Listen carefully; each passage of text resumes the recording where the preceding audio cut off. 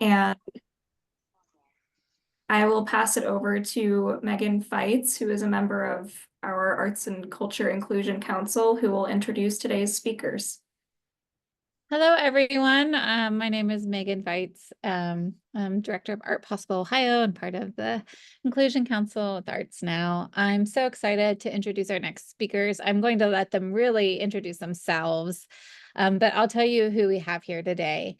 First of all, our main speaker and author, disability advocate, Alicia Hopkins, who is a great friend of Art Possible Ohio, one of our board members, and an artist as part of our organization for many years. We'll be taking the floor today. So welcome, Alicia. And then also we have Lisa. Lisa, I used to think of you as Lisa Marita Pates, but please correct me if I got that wrong. But Lisa is also an artist from Art Possible Ohio, from the Cincinnati region, with incredible body of work. And we're so glad to have Lisa here today as well. But I'll let you share a little bit more about yourselves with everyone here today.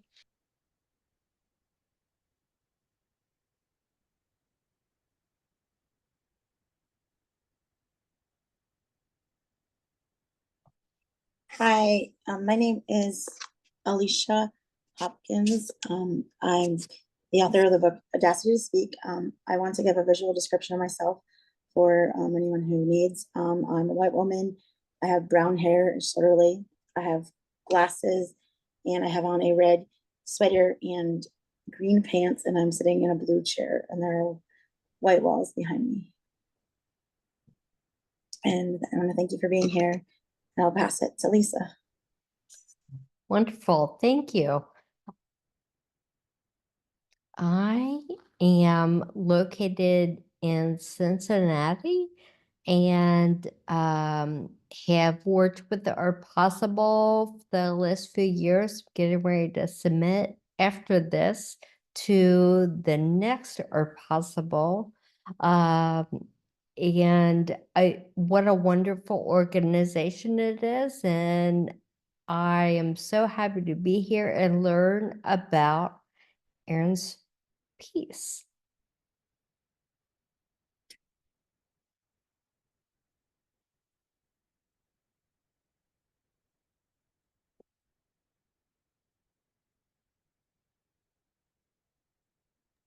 Alicia, I think you're up.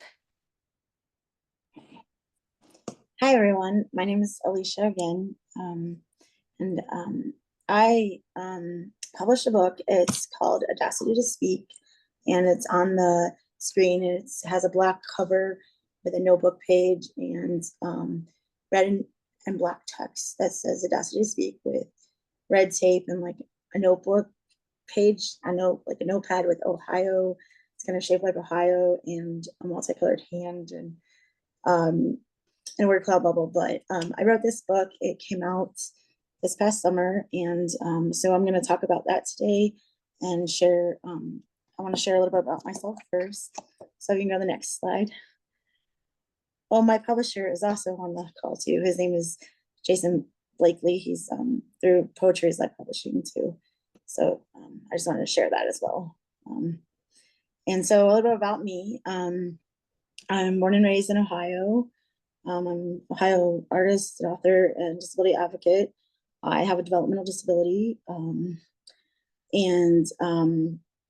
I do a lot of disability rights advocacy. I serve on the Link Center National Steering Committee for Mental Health and Intellectual and Developmental Disabilities. I'm also on the Art Possible Ohio board and involved in several other advocacy groups around the state. And I do a lot of projects. I'm the founder of the Akron Accessibility Library. And I also have done like some projects like the All Abilities Art Expo, and have really advocated for accessibility of the arts. I have a Bachelor of Arts degree in Communication Arts from Malone University. I also want to say this up front. I use AC, which is augmentative alternative communication, sometimes to communicate. And I've won a lot of awards for advocacy in the arts, and I've done a lot of like speaking engagements on arts advocacy and food insecurity for people with disabilities and disability rights. So that's just a little bit about me. And you can go to the next slide. What? But thank you for letting me be here today.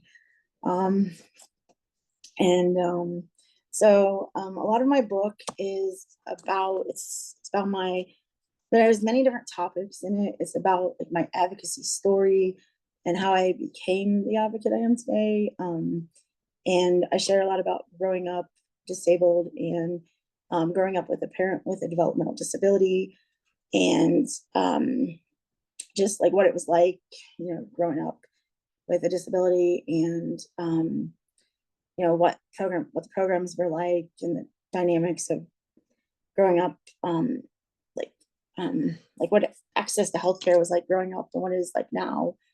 And so I share my story and just how I became the person I am today, and also about like finding my voice. I haven't like always been a person that speaks, and I'm autistic, and my mom taught me to use art to communicate to the world. And it's kind of was really like hard actually thing growing up because people didn't really accept it, but the last few years it's been more acceptable thing, so it's really cool. But and so a lot of my book talks about just my advocacy journey, how I got involved in advocacy, and advocating for like accessibility in the arts, and also just how I've used art to communicate and advocate for others, and tell my story, but also share other people's stories, and just how I've used it in a transforming way to unite people for disability rights issues. And so I'm going to talk actually about that, and just some of the ways I've used art to advocate and throughout this presentation too. And it talks about just how it's important to like unite together and advocate. So I'm going to talk a little bit about next thing I'm going to talk about is communication and art and advocacy. So you can go to the next slide. If I go too fast, somebody signal me, because I can talk too fast sometimes. So I believe that that communication isn't really like a scripted formality. That's kind of like one of the quotes in my book, meaning that everything we do is communication, and that includes like just our body movements, body language, sounds we make, art. Some people communicate with pictures. Some people use picture exchange communication systems to communicate,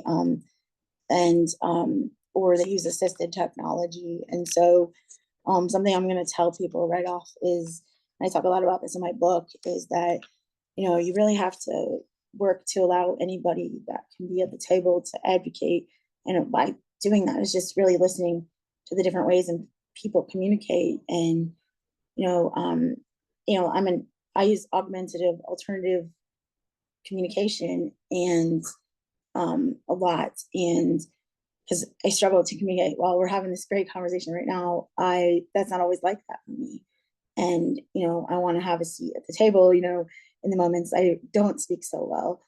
And so just I really believe that true advocacy and is including anybody at the table, no matter how they communicate, and to just allowing, like, making room for the person that uses that alternative communication to communicate, or making room for the person that uses art to communicate, to be at the table in advocacy. It's truly important to me. And making room for someone that might need someone else to help them communicate at the table. And so that's like something I talk about a lot in my book, and how that's really how you grow as an advocate, and how it's how I've grown as an advocate, and everything. But and just I have this hashtag, it's called Everyone Communicates. And that's kind of one of my big advocacy models, because I believe everyone should have a space to communicate and have something to bring to the table. And so everything. And so I use art to communicate and advocate. And so I want to talk more about that in the Next slide. I use art in a number of different ways. I use art to problem solve my everyday life. Sometimes my direct support workers and I sit down and we draw comics together, and sometimes I'm not able to like speak and everything. And there's times that when I'm in meetings on Zoom calls, I'm drawing all the people on my Zoom calls, and it's actually just a way I process information and everything. And it's been really amazing for me and everything. And so in 2019, I got to like share some of that with other people. And that's when I started really finding a place and space to advocate in everything, because I started feeling like, wow, people want to hear me through my art. And it took me a long time to get to that place. And so I made a piece of art called "It Starts in Your City." Can you go to the next slide? For me. So this is a piece of art I made. It's on a wheelchair wheel, and it's blue, and the outside of the wheel is like different shades of blue yarn wrapped around it, and then it has some different textiles, some like rubber type textiles and laminate. I painted on laminate, and basically "It Starts in Your City" and kind of a purple red background, and then it has all the different components of accessibility in the art. So basically I take art and I use it to be like a way to talk to people. And so this has like accessible stages on it, closed captioning, sensory equipment, accessible parking, audio stuff, and lighting and different stuff. So I basically use this art piece to talk about, hey, telling the city of Akron, hey, this is what you need to do to make your city more accessible for arts and culture. And I got to go with Nicole Mullet and present it to the mayor of Akron. And it was actually a pretty cool experience to me to be able to take my art piece and just talk about the main points. So that's some of what I do. And that's actually around that time was actually how I got the title of this book, Audacity2Speak, because kind of started out being about, like what I couldn't do, like all the things I couldn't do or people told me I wouldn't do in my life. And then it turned into being my advocacy story, because truly I use art every day to communicate and share my story and share other people's stories. And so another project I did was from 2021 to 2023, I painted just Survive My Care Crisis. And in that time, I used art to be able to talk to legislators about my care crisis. And also, I started to engage with other people around the state. And I asked people, hey, can I have a photo of you in 3 to 5 sentences about what your care crisis is like? And so I started painting the stories of people. So each person in my paintings, which I'll show in a few minutes, where it's each person in the story was a real person's story that was dealing with the direct care crisis. And so I basically wanted to use art to basically help me to communicate to legislators. It's really hard for me sometimes to sit in meetings and just take in what people are saying. And I wanted to visualize what was happening. And it actually helped me to cope with stress and really see that I wasn't alone, and to articulate people's stories better to legislators. Actually, I think visual art really speaks to people. So I painted 25 feet of art over 2 years. And also in that time too, I taught a workshop with Disability Rights Ohio about advocacy. And we had about 12 different artists. There were 4 people from Summit County that were in it, and the other 8 people were from different some other counties. But basically, people created art and poetry about what it was like to have care and not have home care. And basically, we put that art and their poetry on postcards. And I traveled Ohio during the state budget, and I helped people write postcards I help people write postcards to legislators. And some are mailed, some are hand delivered. and I got a grant from the Ohio Arts Council to do this. And because there's an Artists with Disabilities grant.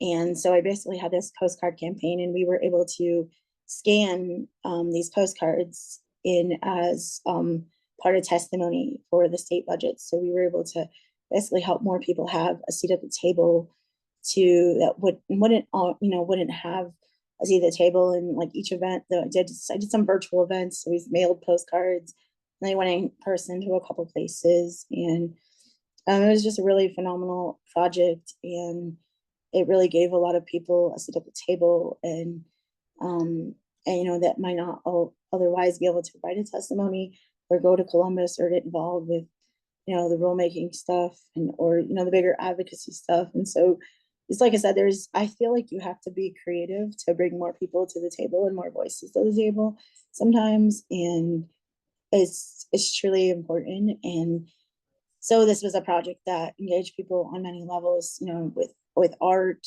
and then also just writing as well. And so can you go to the next slide for me?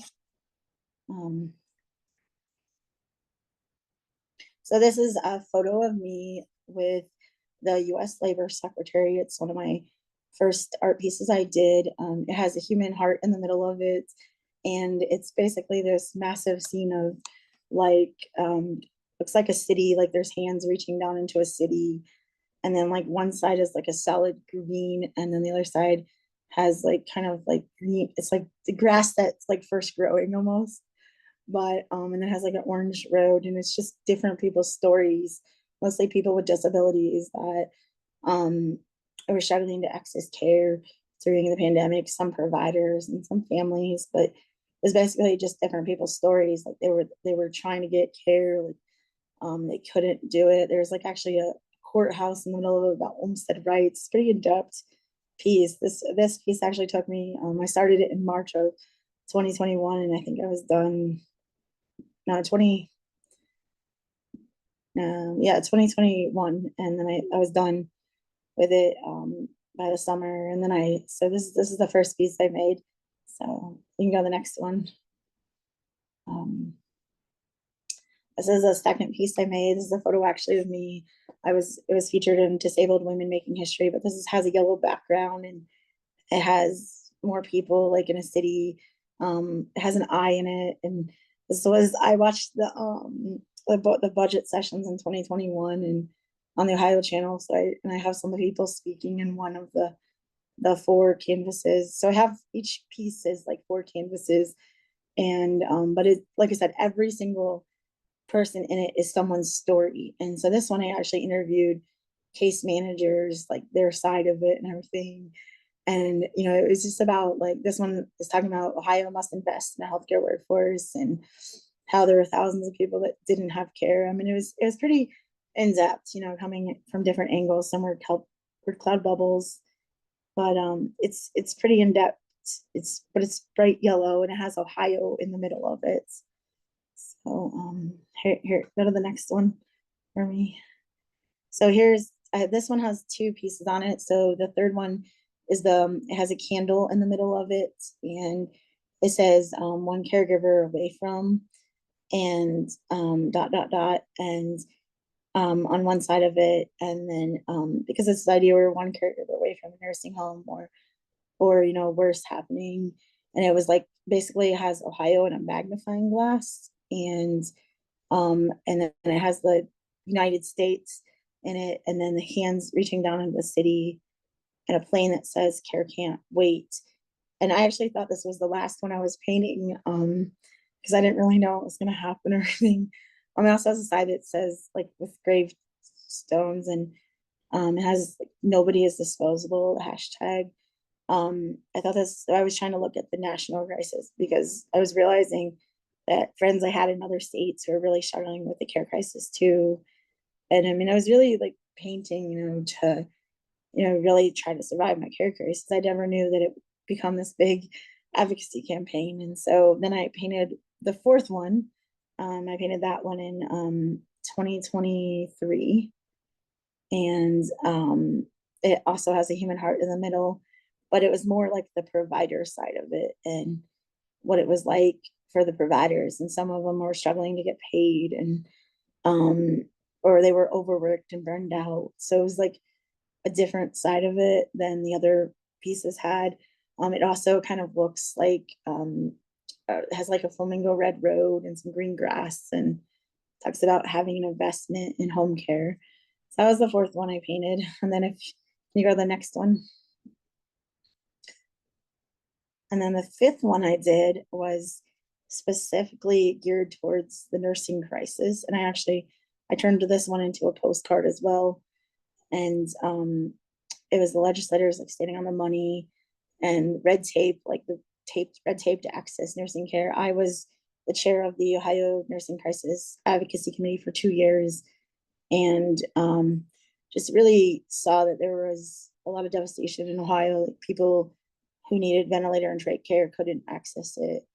And it was like all the families I was working with, it was, week after week, they would share their stories. And I just wanted to find a way to articulate their stories to people. So this one I took and I made a postcard, and I went to Xenia, Ohio. It's Xenia to help the interpreter. But I went there to the Greene County Board of DD, and they held a big event, and we sat and wrote postcards with families and told them how to get involved with the budget, and really try to help to get more people's voices heard. And I really feel like painting these people's stories and painting pictures of them really helped me to really speak their stories out and talk to people, and and everything. And so if you can go to the next slide. For me. So this is a picture of me. This is I was on the Ohio Channel. This piece says, "Dear Ohio legislators, home care access is a human right." And so one of the things I did during the state budget was my most powerful advocacy moment was when I read the names of people in the counties and the number of hours of service that they needed care for. I actually teared up, and pretty much it was hard, but I felt like it was one of my most powerful advocacy moments. I actually talk about that in my book. And it's really just important. Like when I advocate, I don't just think about me, I think about other people, and and bringing other voices to the table and everything. And so that's really what true advocacy is about, is letting other people be at the table and learning from people and being creative to bring more people to the table to be heard in their stories, and so you can really make an impact and everything. So this is one of the moments I talk about in my book. And it's a lot of my book is my real lived experiences and as an advocate, and hoping to help change perspectives. I mean, I remember, and this is in my book too, my first advocacy experiences, exposure to advocacy was in a care source advisory meeting, and I was just doodling on paper. I didn't really think I had anything valuable to say. And someone said, "Hey, you do have something valuable to say." And so I just turned my art around and just started explaining what I had to say, and kind of shocked people, but it was good for me, and I've grown a lot since then. And but I don't think I'll ever stop using art to advocate. It helps me to be able to speak, and helps me to be able to get my main points across to people. So it's just truly important to me. So that's the next slide. So it's like I said, so I actually already talked about this, sorry. So I did the Dear Ohio legislators, and I traveled Ohio, and I actually already talked about this slide, but basically, it's just really an opportunity to bring more voices to the table. And you can use this type of concept for any advocacy you're doing. Is postcards are still really a powerful thing, but you can use it for anything that you're advocating for, essentially, to bring more people to the table. And it's really cool to be able to put people's art on postcards to share like a big message, like the care crisis and everything, like what we did and everything. And so I think you can use this for like anything, whether you're advocating for greater access to the arts, or you're advocating for for housing access, or access to care. So it's really powerful way to reach a lot of people, and that's something I've learned from this. So you can go to the next slide. And then I just wanted to share that, like having the Audacity to Speak is about like learning from other advocates and not being afraid to learn something new, and learning to listen and just be open to like that diversity and the different voices and people at the table and what they bring to the table as they are.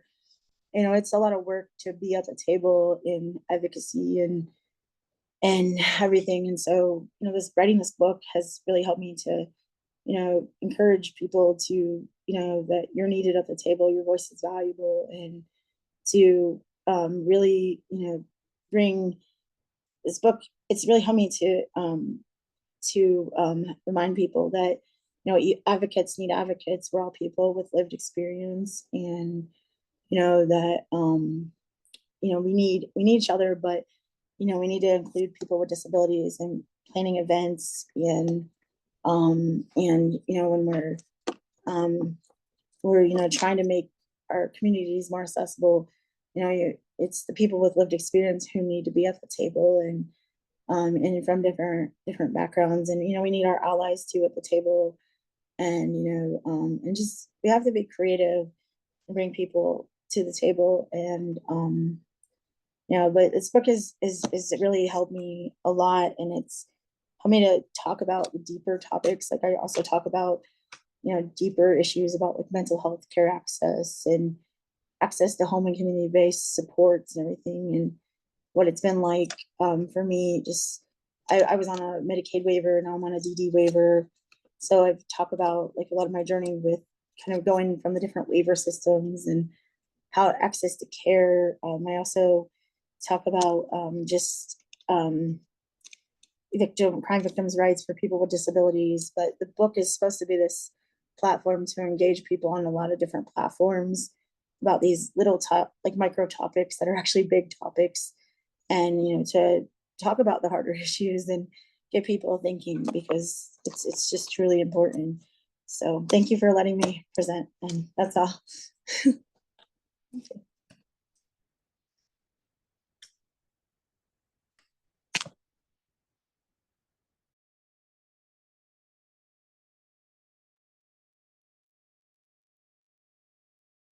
Thank you, Alicia. I think at this point, I'm afraid Grace and Nicole, you might have to direct me a little bit, but we're opening it up for, we have Lisa here, who's also an artist and an advocate. And at this point, we're just kind of opening it up for a conversation. Is that correct? That is correct. Awesome. Maybe we could start with Lisa sharing sort of your response to what you heard from Alicia. I'd love to know your thoughts as you were watching that. And Alicia, as always, you do such a beautiful job. Thank you so much for sharing and for taking the time to put your thoughts down on paper for us. Lisa? Yeah. Yes, Alicia, thank you so much. And I want to apologize. In the very first, when I was talking, I was looking at Aaron's name. But Alicia, thank you so much for writing this important book. I know how important it is to be able to get what you're feeling out. And I know that I talk better as well with my hands and in my work than I do verbally. However, your book, you've been able to sort of get your thoughts down too in text. And it was so nice to see how you're evolving other people that we don't think about, caregivers, their perspectives, and other, how important advocacy is for not only us, but the people that are helping us. I know that I cannot do what I do without help. And I think it's really important to acknowledge our journey together. And I think you've done that in your book so nicely. Your images of your work, very powerful. And the hands in your work struck me because it felt like they were tree roots to me. And it felt like the tree of life almost, and us growing and sort of working together. A question that kept coming back to me when you were talking is, this is something that I'm considering in my work. Have you seen a difference as your health, as you walk that journey with your health? Do you see your work changing, and are you documenting those changes?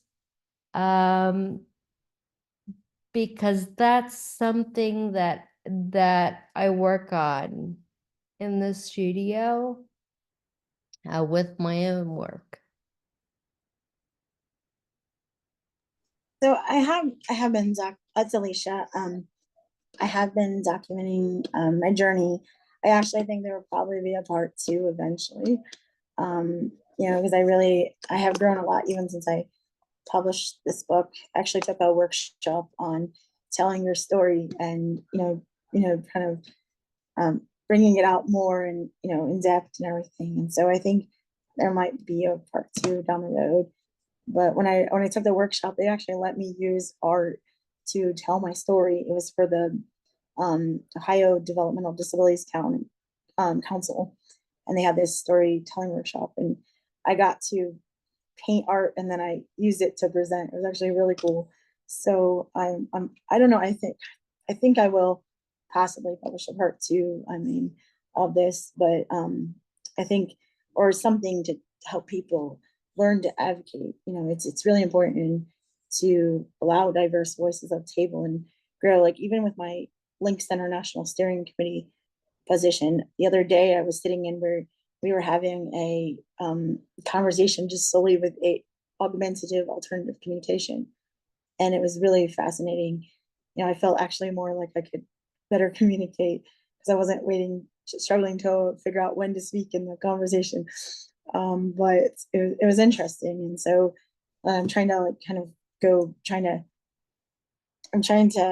really think more on this everyone communicates idea too, is because I think that if we make space for everyone to communicate, we're gonna see more people at the table and and hear things that we've never heard, but we can grow from that. So definitely there's a lot of growth in this journey. So I appreciate that question. Thank you.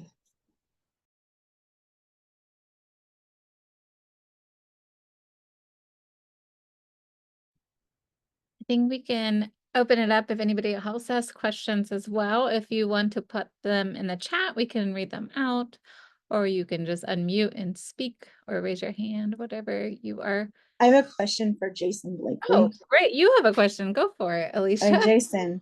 So I guess, how does it feel to publish my book, and like what have you learned from like publishing my book and as a publisher, I guess, and like has it changed your perspective on anything? Or I guess into general people here who have read my book, has your perspective changed about advocacy in any way, I guess? So if anybody wants to answer that, Yeah. and Hello, to everyone. Jason I'm too.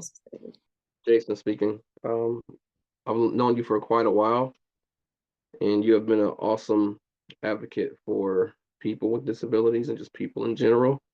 So I thank you for having the courage to do that, not only for yourself but for others. Thank you for that. As far as the book goes, you've written some really great work, and it's not easy being vulnerable and putting yourself out there for people to, and as artists, we all experience this, put ourselves out there for people to pick apart, to criticize. But when we have a community of people who are willing to support us, no matter what's going on, and have our backs, it makes our art a little bit more powerful, and it gives us strength to continue when we're down and we think things aren't happening. So you've done that for me, giving me opportunity to put what I know out into the world. So it's a great teamwork, and I'm very grateful for you and what you've done. You're an inspiration to me and to many others. And thank you for not just trying to show one side, but you try to show all sides of the situation. So I'm very grateful for you doing that and allowing me to help you with that.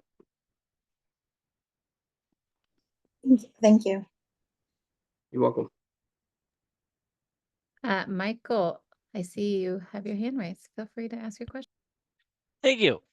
Alicia, will your book be available in an alternative formats, like in a text version, like a .txt or audio version? Thank you. So Jason and I are still trying to figure that out. Actually, we're still trying to work on that. We're still talking about it. I'm still trying to work it out. So hopefully, I'm trying to get a recording space to record it. Yeah, so I'm trying to figure that out. So, but I'm hoping to by the end of the year to record it. Thank you. Alicia, I have a question for you as an artist, and Lisa, I bet you could answer this as well, so feel free to. But in thinking about your advocacy work that you do through your artwork, and whether it's, really political advocacy or advocacy that's, basically saying I'm here and I have a voice. Has there ever been something that you've made? I mean, you made these incredible panel pieces, Alicia, and Lisa, we didn't talk about your artwork, but you're very sculptural, and I'm sure you do other things that I'm not even aware of. But have you ever made something and then kind of learned something about yourself through your work? And kind of like, what was that big reveal for you in terms of advocacy, or just, moving forward as an artist in Ohio? Lisa, do you want to answer first? You can go first. Okay, all right, wonderful. Well, Megan, thanks for that question. I feel like every piece that I make leads me to the next, and I try to learn something, either sculpturally, aesthetically, or autobiographically. And the new series that I've been working on, I had no idea what I was doing until I had the first piece done, and it was weaving paper and sort of talking about connection and the dysfunction of connection. And it wasn't until I got my first piece finished and got back from it and looked at it that I realized what I was talking about, these vascular changes that I'm going through, and kind of frayed connections with my own disease. It's spinocerebellar ataxia 5, and that is when almost the myelin coating of your cells are kind of fraying and coming apart and doing new things. And so that's what that work has been about. But I didn't know what I was doing until I did it. And I seemed like with each series, it intuitively pulls something that I'm thinking about, and then I kind of work with that, what it's saying. So I don't. Yes, Yes. Thank you, Lisa. Sure. So some of my most profound art has been art that I've painted about like the body communicating to people. I have a number of art pieces that I have painted just about like with how the body can speak to us, um and that's actually helped me like to be able to like pay attention to how to improve my health outcomes. Right now I'm working on a huge collection about nutrition, because how many pieces of art do you see with people with disabilities in talking about nutrition? And so I have people that are deaf signing nutrition, and I have people that are blind that are, made out of a person made out of fruit and vegetables that's blind, and I have a person in a wheelchair. And so some of the, right now, those are some of my most impactful pieces, and really like trying to encourage people that nutrition's for everyone. And so that's been some of my biggest impacts, is just like the pieces about, the human body speaking to us and nutrition for everyone. But I also paint live events. So I travel and I go paint conferences, and that's been pretty impactful too, where everybody wants to come up to me and see themselves in an art piece. One of the ladies that was just on here, Nancy, she was in one of my pieces that I painted at a conference, and it was cool because she got to see herself in, in a piece and everything. And so that's some of my most impactful art, is when I can go to an event and I'm just painting it as it's happening and people can see it. It's pretty amazing for me to be able to interact with people and to like be able to like, hey, I met that person and this is what I know about them, to paint them, and try to remember and stuff. So it's kind of neat that way for me that way. And then but I was gonna say something else too, is just I think I've just grown as an artist, just being able to paint events as they're happening. That's been probably like my most growth, because it's got to be a little bit, more, you have to do a lot more detail and stuff. So it's really challenged me, and I like to be challenged. So thank you. Can I ask a question to Lisa? Can you share with everybody like what type of art you create, so we can, that would be great. Absolutely. Thank you. First of all, I want to tell you guys that I am not drunk. My speech has been affected. So if I slur, that's what's going on. I'm drinking tea. So my work is really volumetric pieces of woven paper. I'm creating rings of woven paper and incorporating light into the work and creating shadows that sort of envelop the viewer, and they become part of the work. That's what I've been working on for a couple of years. But currently I'm working on some sustainable materials for some outdoor pieces that I'm very very excited about. But very my OCD comes out. You can see that I am thatching and weaving the work, and it's very detailed, but doesn't look like very, it's not very volumetric until it's hung, it's suspended, and that's when light gets to the work, then that's when the shadows are really activated. So that's what I'm doing right now. But this I'm I'm in between series right now, and I'm moving from the paperwork to more sustainable materials. I'm using grocery bags that I'm tearing and weaving together, and I had no idea, but how much trash that I really threw in the recycling bin until now. And so my studio is filled with recyclable plastic from Amazon, Kroger, uh, TJ Maxx.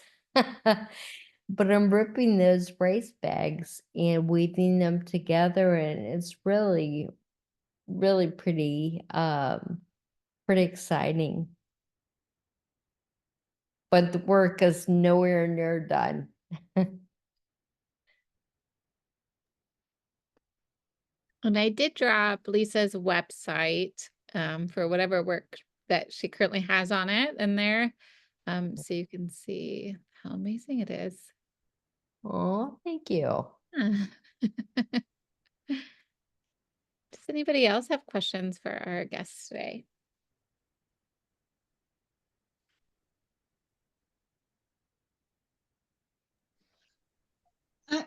I'm sorry. Are we just allowed to unmute and speak, or do we have to raise our hands? I don't want to do. I don't want to. Absolutely. I don't want to Yes. speak out of turn and commit a faux pas. Okay. So, Lisa, my thing is, have you thought about doing anything like tactily or like any tactile art pieces? I ask because I'm totally blind, so things that I can touch and get a sense, get a full kind of sensory experience out of is really awesome. And then Alicia, I just want to say that that you are an awesome advocate. I am, you've done and you continue to do a really great job. And I am very proud to know you and work with you in the advocacy space. And I'm proud to sit next to you and with you at the advocacy table. You're a good friend and a really good artist and advocate and writer and so much more. And there's so much more I could say to you, but I can't put it into words. I'm just really blessed to have met you when I did. And I don't know. I want to just congratulate you on your writing this book. And I'm honored that I could be with you on this journey and that I'm still sitting here with you on it as you ride this roller coaster. So sweet. Oh. Well, Dawn, right? Yes, honey. Okay, great. Thank you. Well, It's okay. I wanted to respond to that. Megan with Art Possible got me thinking about that. This last Art Possible exhibition, the kickoff was at the Cincinnati Art Museum. And what they did, I've never seen this before. I thought it was so cool. They took pieces of work. I think there were 4 pieces, and Clover Nook Center for the Blind came. They were working with a 3D model of the 4 different works, and made a 3D print and had it in the show. And so the blind visitors could feel the work. It was so wonderful. I've never seen that happen. So thank you, Megan. But I was thinking with the sustainable work that I'm doing, that that work is not as fragile, and it has, you can feel the text on some of the pieces of plastic that I'm weaving into the biomorphic forms. And thought, oh my gosh, that would be so cool if people could actually touch and experience the work in that way, that are possible made that available. So that's something that I'm definitely doing and thinking about right now. Cool, because that's always been one of my biggest pet peeves. We'd go on school trips, or we'd go to even not on school trips and stuff. We'd go to art museums and stuff, and it's you can't touch it, and it's like, really, come on now, Right. right? I So absolutely agree. yeah, I think I know what you're talking about with this 3D. I think well, the name Caroline or Caroline Karbowski ring a bell with you guys? Because I think No. was that because I think she was at the National Federation for the Blind. Uh-huh. She does the company with I think called C3D. It's a nonprofit. I don't know if she was there at your exhibit or not. Mm-hmm. But you mentioned 3D print, and that kind of brought that name to mind because she does have that company. Oh, Caroline, I know her. This is Megan from Art Possible. I know Caroline. And actually, Caroline created tactile logos for us. She created 3D printed logos. Oh, Art organization as well, since that's something that people can't Oh. often access in a tactile way. It's a oh, wonderful resource for everyone. I'll put it in the comments. It's free 3D printing anywhere around the world. They work with different 3D shops to print your Wow. pieces, and they mail them straight to you. It's really wonderful. sorry to hijack that, but yeah.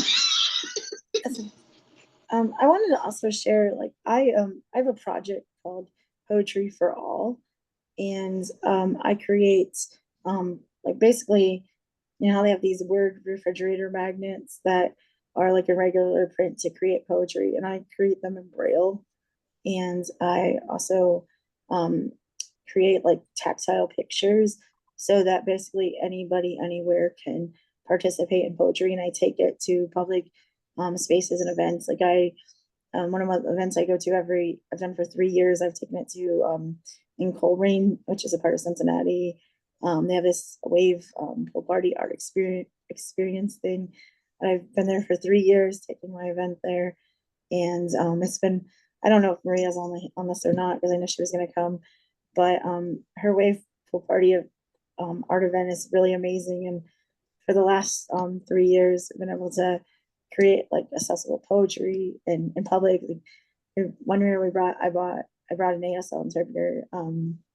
Didn't get to stay till the performance part, so I was disappointed. But it was cool to just be able to interact with people and to try to create an accessible poem. And this year we also created like a visual poem as well. And while we were creating one with like the Braille words and the tactile words, but I want to expand that project. That's one of the big projects I kind of want to expand. I've been trying to save these Altoid containers so I can make little kits to send to people around the state to do in the winter or something. But I've been working on that. But that's one of my big initiatives, to make poetry accessible to anyone.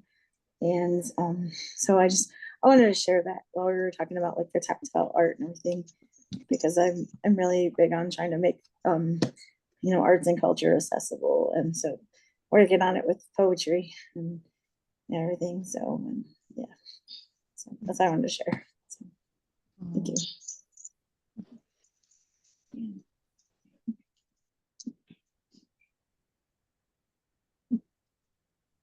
Anyone else have any questions they would like to share or ask?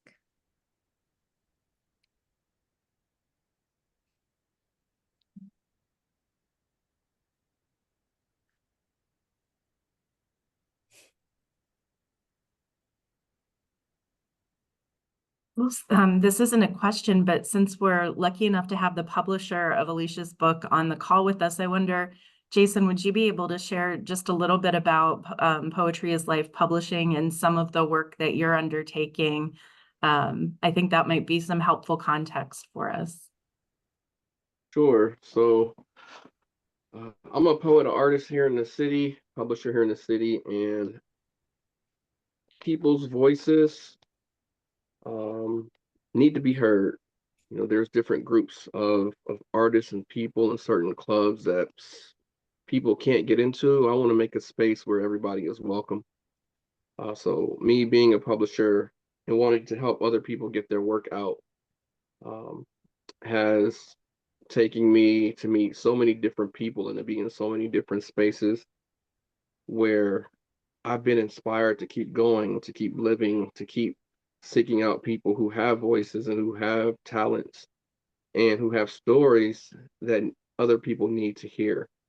So in that way, I'm kind of an advocate, not so much as Alicia is, but just, you know, providing a service for people to get their voice out there. I love to work with community members, peanut shop, pizza places, cafes, to bring poetry into spaces where it wasn't before. Akron Civic, Children's Hospital, and anyone in the community businesses that want to work together. I love thinking outside the box and bringing poetry to spaces where it hasn't been. And anyone that's willing to, you know, send an email or work, talk, have a conversation, I'm willing to meet with you, speak with you to see what we can do to open up spaces, to give people a space to open up and share their lives. We don't know how, you know, someone's story is going to impact us. And then we take, you know, from that blessing of them sharing and give it to someone else and then encourage someone else to share their story. So that's where I am. That's what I'm doing. And I'm here for anyone that wants to work together to move the arts forward. As Arts Now and Summit Art Space has given me the opportunity to share, I want to extend that opportunity to others through my publishing and poetry activities. Thank you, Jason. You're welcome. Thank you. I just want to say that, you know, Jason's in Akron, but he reaches people from all over. Like one of my friends from Colorado entered poetry into his books, so he reaches people from all over the U.S. And I don't know if you have any international reach, Jason, but he does reach people, you know, pretty far. And you know, this is actually the second book I published with Jason. I actually have a poetry book called Courage Unraveled, and it's published under the pen name Ellie Marie. So this is my second book with Jason, and I'm really grateful. But I wanted to say, you know, he really reaches a lot of people, and he has, you know, he lets people enter poetry for free. He has a yearly book award contest too, and he's really reaching a lot of people. Like I see, you know, he's reaching people like, you know, just some of my connections, even he's reached, and he's making new connections every day. So I'm really grateful, you know, to see that he's really reaching people like, you know, a distance. And it's amazing, but you know, he really does give a platform. I've written some poetry about like the care crisis. I've written poetry about like domestic violence, different topics, disability rights stuff. And it's, you know, he really truly gives a voice to people from all different backgrounds. And it's truly important work he's doing. So I'm grateful for you, Jason. And I want to thank you for what you're doing. Thank you. I appreciate you and what you do as well.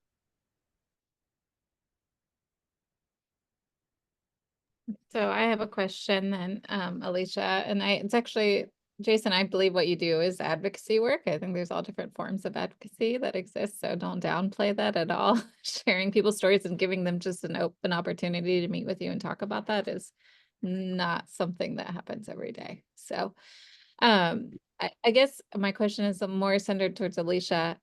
You know, you do wonderful advocacy work through your art making, as does Lisa and Jason and maybe some others here. But if there's one thing that someone could take away today, say, I want to do more disability advocacy work and I don't actually know where to start, which is very true for so many, what would be the advice that you might give that human being? Hi, I'm Alicia. Okay. I would say, like, if you really want to like get involved in advocacy, like go attend a city council meeting. Go to, the board, if your favorite nonprofit has a open board meeting, go to it.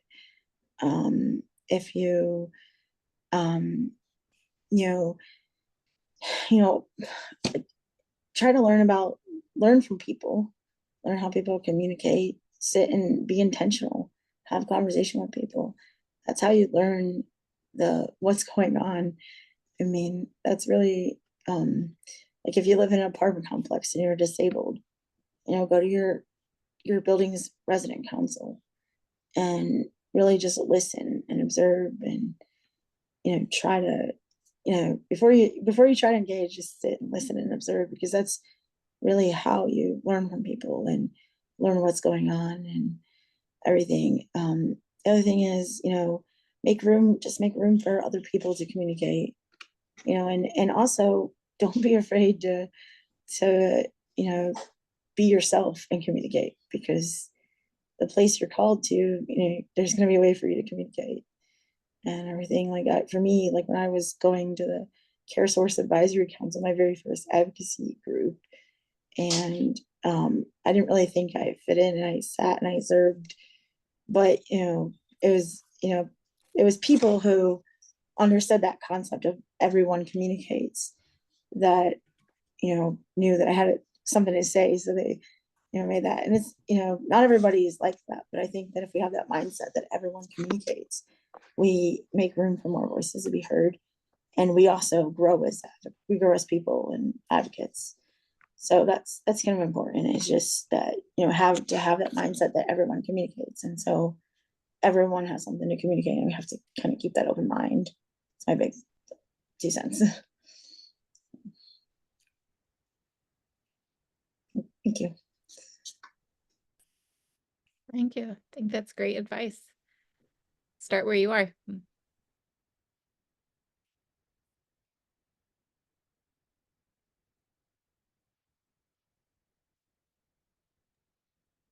I'm going to go ahead and end the recording portion of our conversation today, just in case anybody is more comfortable asking questions if you're not being recorded for all time.